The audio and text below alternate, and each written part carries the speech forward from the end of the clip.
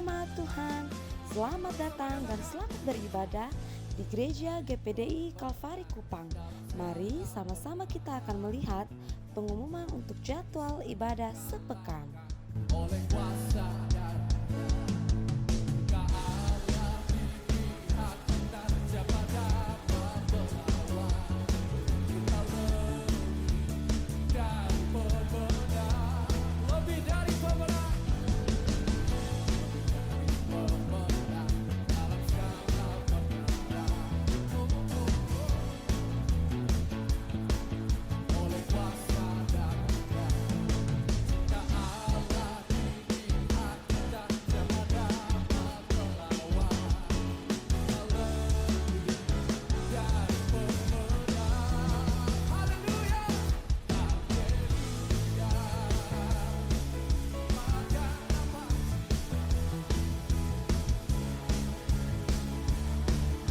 Kami juga mengucapkan selamat datang untuk para jemaat yang baru pertama kali bergabung di Gereja GPDI Kalvari Kupang. Sampai jumpa di ibadah-ibadah selanjutnya ya. Tuhan Yesus memberkati. GPDI Kalvari, sekali Yesus, tetap Yesus. Haleluya. Kita percaya kita mengakhiri tahun ini dengan jadi pemenang. Amin. Katakan bersama. Amin. Silakan duduk. Salam sejahtera untuk kita semua. Haleluya. Haleluya. Selamat memperingati Minggu Kemenangan ketika Kristus bangkit. Ketika Kristus membalikkan semua harapan dunia, membalikkan semua niatan para pemuka agama ahli Taurat, membalikkan semua motivasi busuk dari iblis yang mengira bahwa Kristus telah mati sehingga penyelamatan telah gagal. Namun justru lewat kematian Kristus sudah diselesaikan semua yang dibutuhkan untuk keselamatan. Tubuh dan darahnya menjadi keselamatan bagi saya dan saudara. Tidak perlu dalam kebinasaan, tetapi barang siapa percaya beroleh hidup yang kekal. Yang bersuka cita untuk kematian dan kebangkitan Yesus boleh lambaikan tangan. Beri tepuk tangan buat Tuhan Yesus kita yang luar biasa. Puji Tuhan. Saya berterima kasih kepada Bapak Gembala, Ibu Rohani atas kepercayaan pemberitaan firman Tuhan pada minggu kebangkitan ini. Yohanes 19 ayat 30 kita baca kembali bersama-sama ayat tema Paskah kita di tahun ini. Yohanes 19 ayatnya yang ke-30. Saya baca untuk kita semua. Sesudah Yesus meminum anggur asam itu, berkatalah ia, tetelestai, sudah selesai. Kemarin kita menikmati pemberitaan firman Tuhan di acara Sabtu Haleluya. Bahwa sudah genap semua, tak perlu lagi ditambah, tak perlu dikurang. Semua kebutuhan manusia untuk selamat sudah genap, sudah sempurna, tetelestai, tuntas. Lalu ia menundukkan kepalanya dan menyerahkan nyawanya. Tetapi Bapak Ibu Saudara yang dikasihi Tuhan, bagi Yesus tugasnya selesai. Bagi status dosa saya dan saudara, semua sudah ditebus. Namun kita harus mengerti bahwa peristiwa kematian Yesus bukanlah akhir dari perjalanan hidup manusia. Bukanlah akhir dari rangkaian rencana keselamatan yang Tuhan beri bagi saya dan saudara. Justru, dengar baik-baik, justru kematian Yesus itu yang telah menuntaskan semua kebutuhan keselamatan, membawa manusia, saya dan saudara termasuk di dalamnya, pada awal yang baru. Pada realitas yang baru. Sebelum kematian Yesus, realitas manusia adalah keberdosaan dan kebinasaan. Tetapi ketika tebusan darah anak domba itu dicurahkan, maka barang siapa percaya itu berpindah realitas. Dari keberdosaan dan kebinasaan kepada terang keselamatan Tuhan yang ajaib. Namun Bapak Ibu Saudara, perhatikan pemilihan kalimat saya ini. Perhatikan pemilihan kata ini. Awal.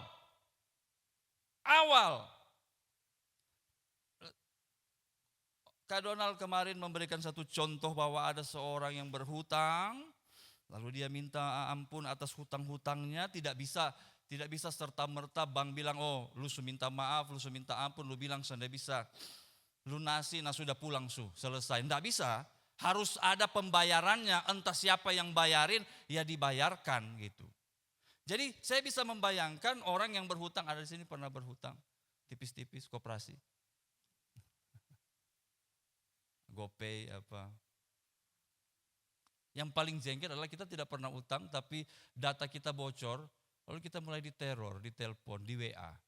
Siapkan pembayaran. Beta shock baca, darah Yesus. Kapan saya pernah pinjam 4.314.000? Saya masih ingat tadi pun jumlah. Saya lihat nama, persis bepu nama KTP. Berarti kan data saya bocor dong. Cuk. Alamat, ini salah ini. Lupi tagih sudah di itu alamat sana. Alamat tidak sesuai. Bayangkan orang yang berhutang maka kehidupannya akan murung, terbeban, sakimah. Mungkin tidur tak bangun, 4.314.000. Tapi sesudah ada seseorang yang melunaskannya, selesai hutangmu, maka ini adalah awal yang baru untuk orang yang berhutang itu Bapak Ibu. Dia sekarang punya kehidupan yang baru tanpa hutang. Demikian dengan saya dan saudara yang berhutang dalam dosa, yang siap binasa, tetapi sudah dilunasi oleh Kristus, maka saya dan saudara ada pada realita yang baru, menjadi orang bebas yang tidak lagi berhutang kepada siapapun, tetapi akan beroleh hidup yang kekal. Cek kiri kanan saudara, dia pemuka itu masih ada utang atau sesonde lagi. 1, 2, 3. Ini persoalannya. Sabar dulu, perhatikan kata-kata ini. Memperingati kematian Tuhan. Kenapa? Karena memang kematian Yesus Jumat Agung sudah terjadi. Artinya pelepasan hutang manusia itu masa lampau. Sudah selesai, sudah terjadi, sudah genap, titik. Masalahnya adalah, apakah kita menyadari realitas yang baru itu? Atau kita masih hidup di dalam realitas. Kalau status, saya ingat saya pernah khotbah ini. Kalau secara de jure, secara hukum, kita sudah orang bebas, saudara. Haleluya. Tidak ada lagi dosa. Selesai, sudah dihapus oleh Tuhan Yesus di kayu salib. Selesai, de jure. Tapi de factonya, masih cukup banyak orang yang pakai kalung salib di dada sampai setengah kilo. Saya yakin tidak emas itu, karena kalau setengah kilo, mahal itu. Anting, tato, salib semua. Tapi masih terlalu banyak orang Kristen mengaku Kristen, percaya Yesus, mengaku kuasa salib, bahkan tato, bahkan taruh di anting-anting dan di kalung. Namun realitasnya tidak berubah. Itu kan persoalan. Ada kosonde? Ada di sini. Pakai baju apa? Kita ikut-ikut Bapak Yandri Manobe pun. Pakai baju apa? Merah. Merah yang mana? Ada banyak merah sini. Maka, nah ini dia. Khotbah saya tidak panjang insya Allah. Maka, dengar baik-baik. Peristiwa kebangkitan Yesus. Saya ulang. Peristiwa kebangkitan Yesus yang kita peringati hari ini adalah satu peristiwa keteladanan, adalah satu peristiwa percontohan bagaimana orang yang sudah ditebus, yang sudah tidak punya hutang dosa, seharusnya bangkit dan hidup. Kita baca dulu ayatnya. 1 Korintus pasal 15. 1 Korintus pasal 15 ayat 16 mulai. Vena tolong ambil saya punya tumbler. Tosca. 1 Korintus pasal 15 ayat 16 mulai. Perhatikan ini.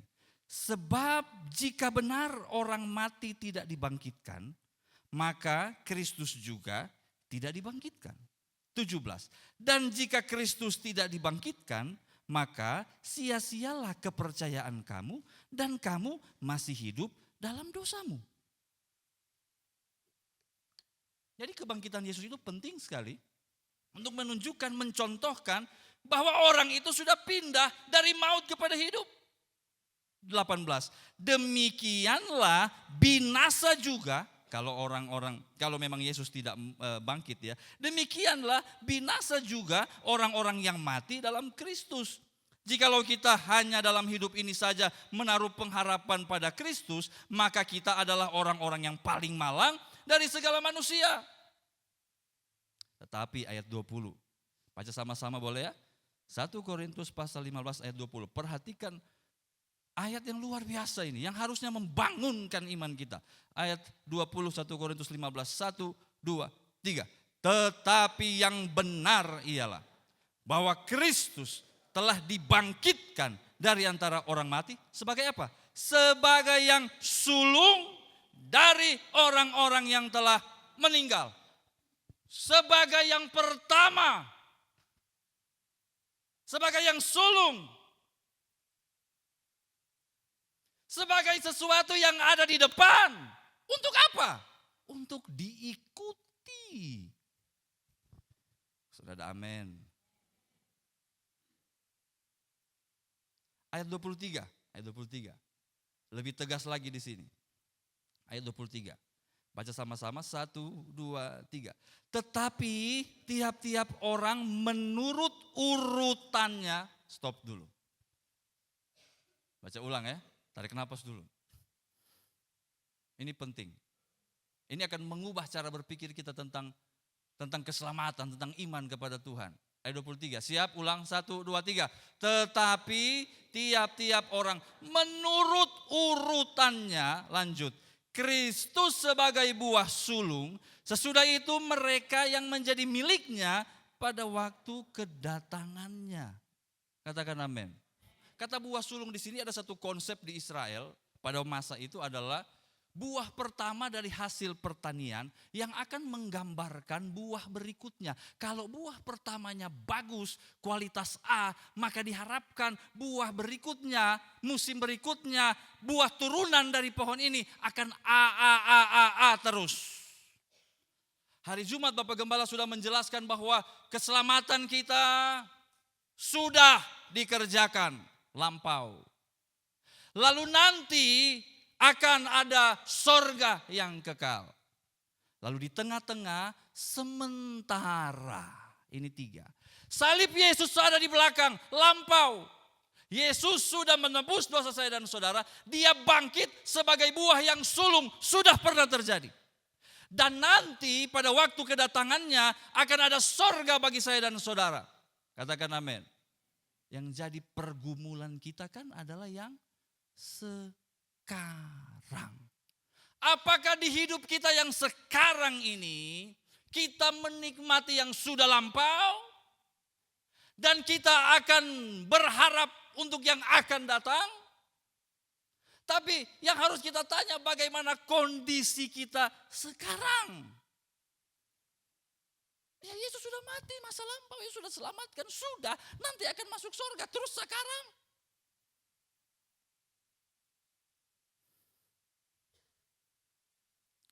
Haleluya. Haleluya. Setelah bilang sekarang banyak yang tunduk. Setelah diajak merenungkan yang sekarang banyak yang tunduk. Ada apa dengan hidup Anda sekarang? Susah. Dosa. Berat. Gunung tidak mau berpindah.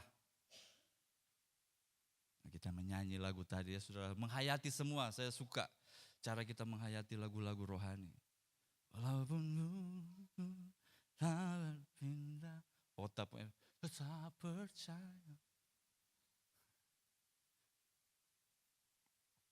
Gunung tidak berpindah. Di lagu sih kita ya enjoy ya, tapi I don't know.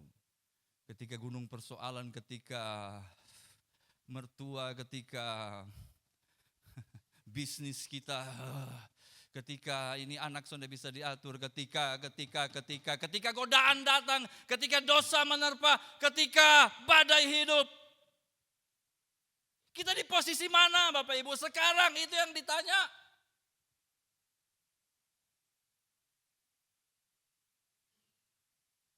Marilah kita mengambil dengan iman bahwa kalau Kristus sebagai buah sulung sudah bangkit, maka posisi saya sekarang ini juga adalah orang-orang yang sudah dibangkitkan oleh Tuhan. Haleluya. Bangkit. Jangan menyerah, saudara. Menjadi Kristen itu berarti hidup. Menjadi Kristen itu berarti bangkit. Menjadi Kristen itu berarti tidak pasif, tidak diam. Bapak Ibu sudah pernah ketemu dengan orang mati? Sering. Sekali seumur hidup pernahlah, keluarga dekat. Bagaimana dengan orang yang sudah mati, saudara? Tergantung posenya. Ada yang dikasih duduk kan, di beberapa kebudayaan didudukin. Ditaruh di ruang tamu lagi, serem juga masuk pas ada. Siang, darah Yesus, ada siapa di situ? Ada yang, kalau saya orang Minahasa, orang Manado, zaman saya masih kecil, ada kebiasaan, kalau yang meninggal perempuan, Bapak Gembala bisa konfirmasi, yang meninggal perempuan itu dikasih pakai baju nikah. Bapak pernah lihat?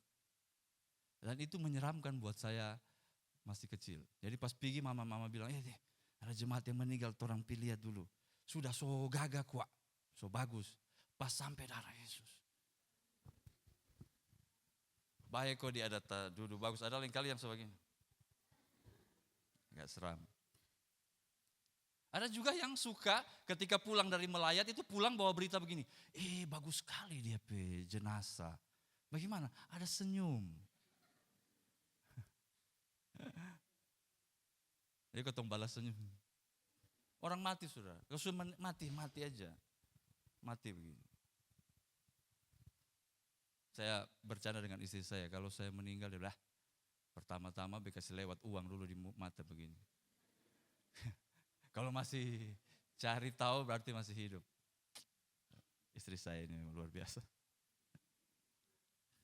Tapi orang itu saudara kalau masih hidup ya, diberikan rangsangan, diberikan apa, dia akan bereaksi, dia akan bangkit, dia akan bangun. Mana doi, mana? Orang mati, walaupun cantik, gagah, ketemu bilang, mana supimol, dia tetap begini. Sayangnya, masih terlalu banyak orang Kristen yang tidak bergerak, yang tidak aktif. Aktif kok, tapi ibadah. Sabar dulu. Yang saya maksudkan aktif di sini bukan sekedar bernafas pi ibadah, angkat tangan, menyanyi, berdoa. Dengar firman Tuhan, bilang amin. Bukan cuma sampai di situ. Karena kalau cuma sampai di situ, yang disebut hidup, Yesus tidak usah datang menembus dosa saya dan saudara. Karena waktu Yesus datang, orang Farisi, ahli Taurat, orang Yahudi, tiap hari juga bangun bernapas, ibadah, doa. Bahkan Yesus bilang, mereka punya ibadah itu, mereka punya doa itu almost perfect. Hampir sempurna. Doa puasanya luar biasa. Persepuluhannya mereka hitung dengan sangat teliti.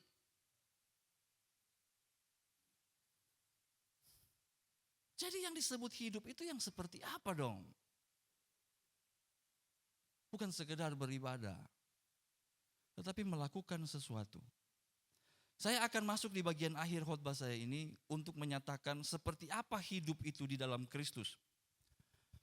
Dasar Alkitabiahnya itu banyak, Bapak Ibu bisa baca sendiri. Saya akan merumuskannya dalam satu uraian. Saya akan merumuskannya dalam satu uraian. Saya tidak akan memakai ayat-ayat lagi, karena ini sebenarnya sudah menjadi pengetahuan umum. Ini hanya untuk mengingatkan saja.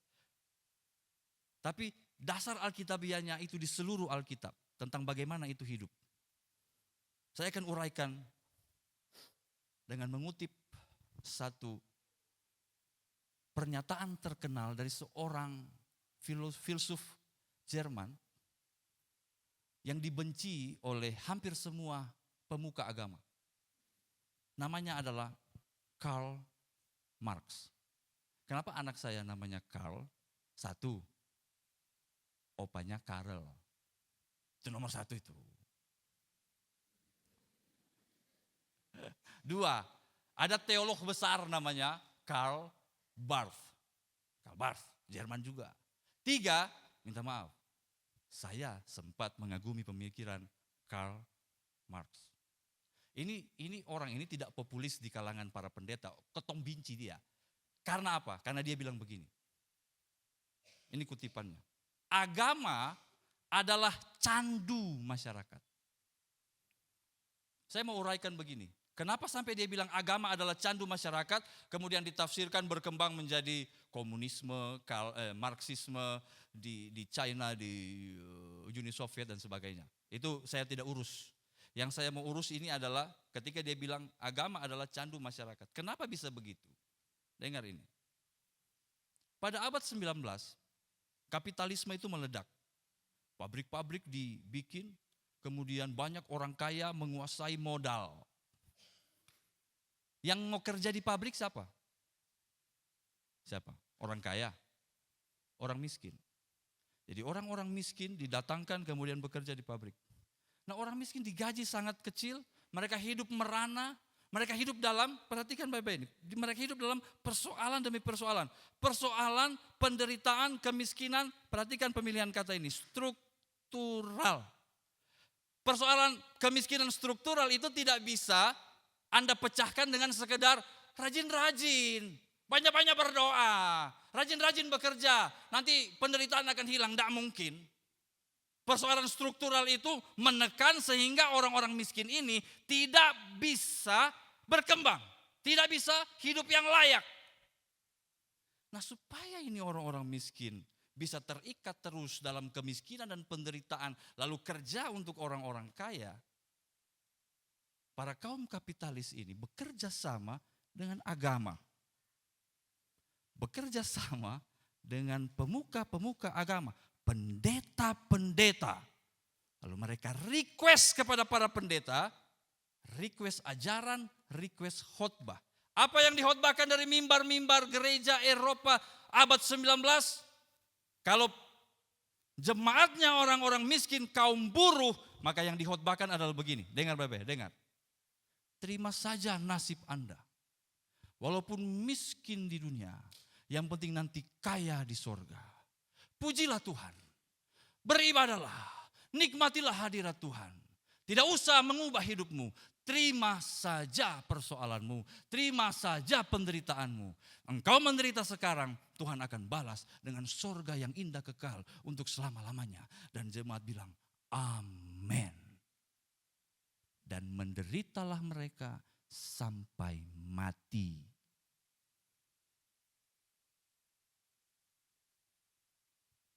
Itu bukan hidup. Itu bukan hidup. Ketika Yesus hidup, baca Injil. Dia berjalan dengan penuh kuasa, mengubah. Bilang amin. Oke. Terlalu tinggi, oh itu kan teori, Marxisme bla bla bla. Oke, saya bawa di kehidupan kita sehari-hari. Ada masalah nih dalam rumah. Minta maaf ya, saya tidak merujuk pada siapapun walaupun saya kenal Bapak Ibu cukup banyak. Ada masalah dalam rumah. Lalu kita pakai Alkitab lalu bilang, meskipun gunung ini tidak berpindah, yang penting Tuhan ada tetap bersama dengan saya. Haleluya. Nanti di sorga biar di sorga sah. Kalau yang sekarang terima-terima sah.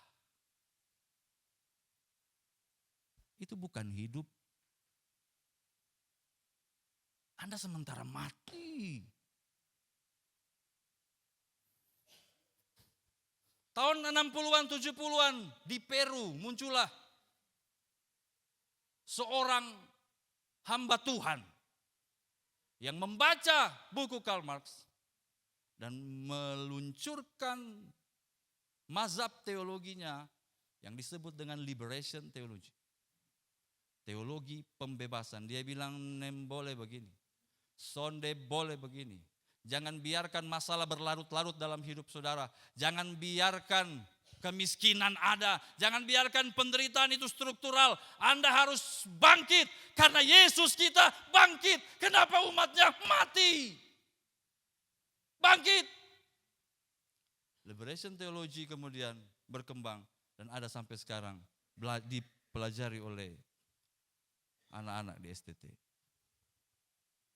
Bapak Ibu Saudara yang dikasihi Tuhan, mau bangkit, mau mengubah sesuatu. Ibu-ibu ini ketum pakai contoh sederhana, ibu-ibu bangun pagi mau datang ke gereja, pas bakaca, muka ada cantik, katakan amin, sonde. Minimal dorang sonde setuju. Kenapa? Karena dia harus mengubah wajahnya. Bibir suada kok sonde itu bibir, suada. Tapi dia bilang ini harus rubah, agak pucat-pucat sedikit, mea-mea dong. Karena apa? Karena hidup. Karena hidup.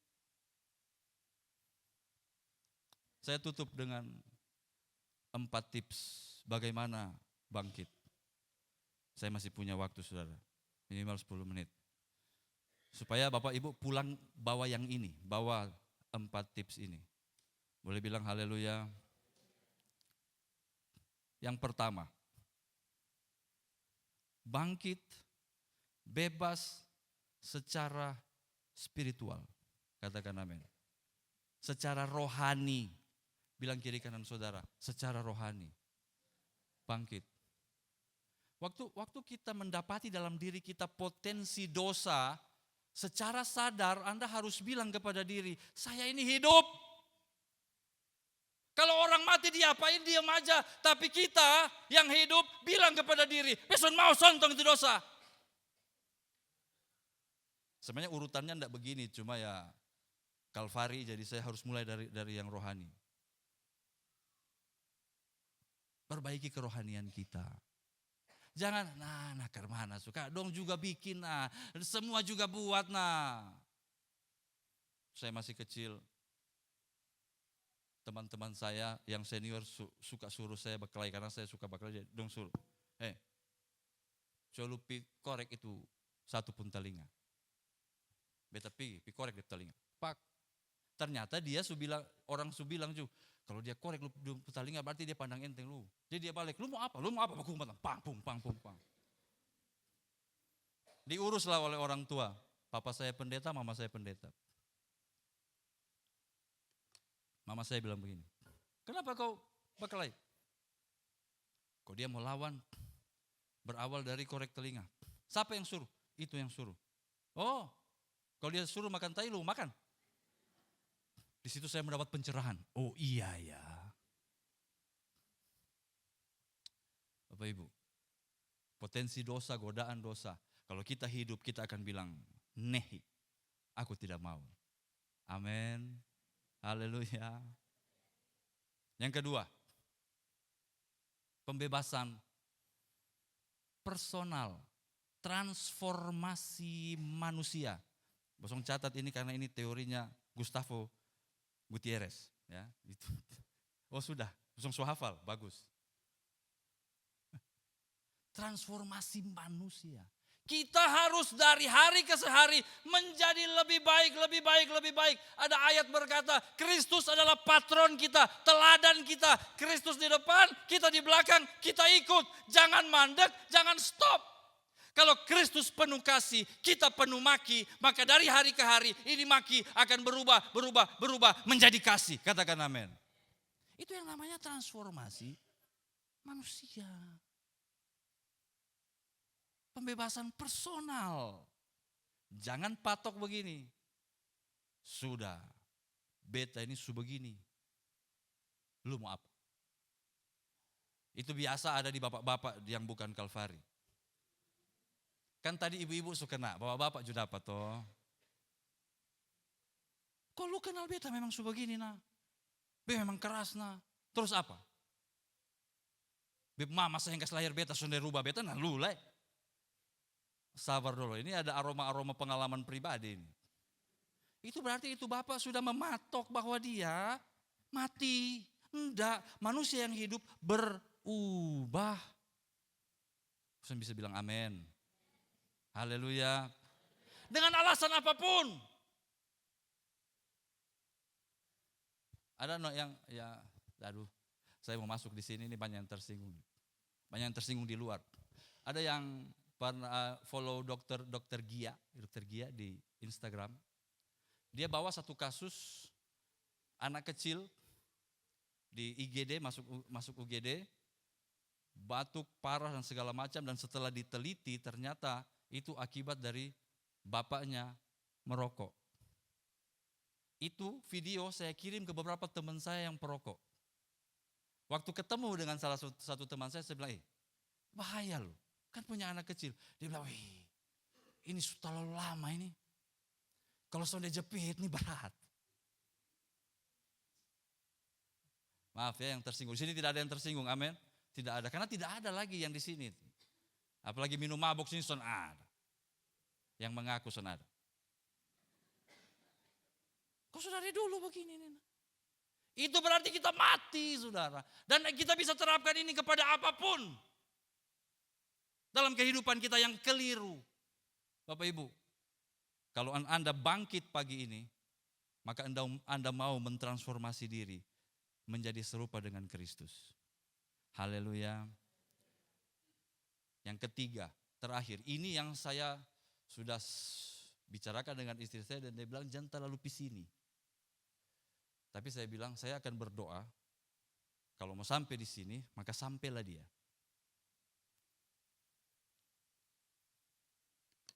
Karena ini agak politis. Transformasi yang ketiga, pembebasan yang ketiga, kebangkitan yang ketiga adalah pembebasan sosial. Jangan cuma urus rohani, harus diurus, harus diurus. Jangan cuma urus diri sendiri, harus diurus. Tapi jangan cuma itu, fokus kepada diri, fokus kepada seremonial rohani. Sosial ini penting. Kepedulian Anda kepada sesama. Di saat kita happy-happy di gereja yang nyaman, apakah kita memandang di luar sana? Terlalu banyak orang membutuhkan. Ini yang istri saya maksud jangan terlalu jauh adalah apakah kita memikirkan Papua hari ini? Enggak kan? Tunggu ketika tanah Anda dirampas oleh proyek-proyek swasta yang menunggangi pemerintah. Tunggu. Darah sudah tercurah, air mata sudah tercurah. Dan kita masih sibuk soal Iran dan Israel. Kita tidak peduli dengan perampasan tanah adat di Papua. Puji Tuhan, secara sederhana tin sebentar akan pergi ke panti asuhan. Dan saya berharap berdoa Bapak Ibu jemaat yang punya duit sudah menyumbang. Mereka akan pergi ke panti asuhan, mereka akan berbagi kasih di sana, bikin acara di sana sebagai bentuk kepedulian sosial. Ini adalah kebangkitan kehidupan sosial. Haleluya. Haleluya. Saya tahan sampai sini karena selebihnya akan sangat politis. NTT, apa orang bilang NTT? Nanti Tuhan tolong. Kenapa kita tidak yang menolong?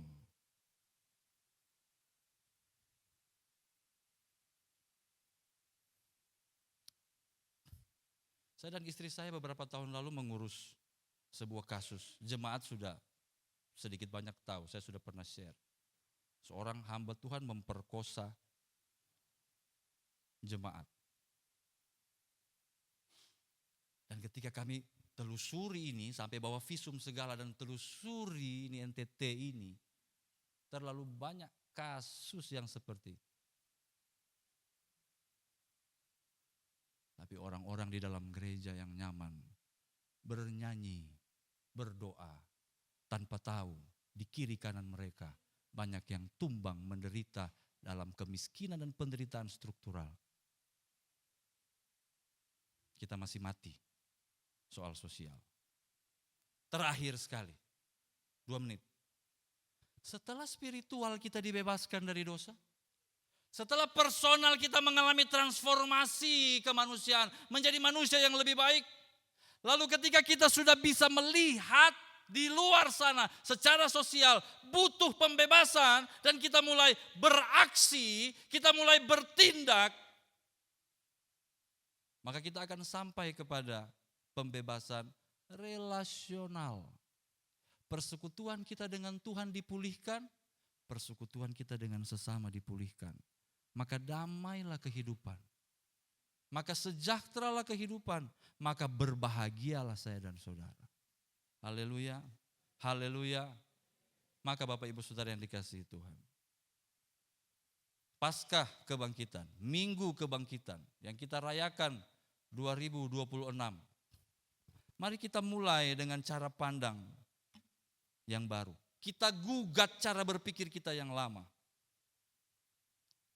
Yesus sudah bangkit, maka seyogianya saya dan saudara juga bangkit. Yesus hidup, kuasanya memberikan kemenangan. Katakan amin. Maka saya juga harus hidup. Ciri-ciri orang hidup, bekerja, beraksi, berbuat. Berbuat untuk Tuhan secara rohani. Berbuat untuk diri supaya kita bertransformasi jadi lebih baik. Dan tolong, berbuat untuk sesama semampu yang Anda bisa. Supaya hidup kita benar-benar hidup. Supaya kebangkitan Yesus menjadi bagian dalam kehidupan kita. Amin.